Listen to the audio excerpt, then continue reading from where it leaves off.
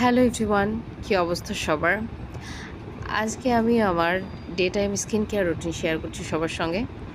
So day টাইমে আমি basic যে স্কিন কেয়ার হয় সেটাই করি। আমি শাওয়ার নিয়ে এসে বেশ কিছুক্ষণ পরে স্কিন কেয়ার করতে এসেছি। তো আমার স্কিনটা বেশ ড্রাই ফিল হচ্ছিল। তো আমি কখনো টোনার ইউজ করি না। বাট আজকে আমি একটু রোজ ওয়াটার দিয়ে ফেসটা ট্যাপ করে নিলাম।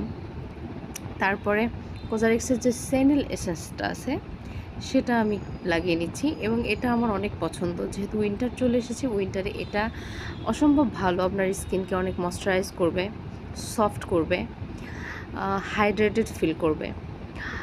সো আফটার সেনিল এসেন্স আমি একটা সানস্ক্রিন লাগিয়ে নিব এবং সানস্ক্রিন মাস্ট। আমি কিন্তু বাইরে যাচ্ছি না, তারপরও বাসায় থাকলে কিন্তু সানস্ক্রিন লাগাতে হবে। আর সানস্ক্রিন অবশ্যই 2 ফিঙ্গার পরিমাণ নিতে হবে এবং সেটা লাগাতে হবে।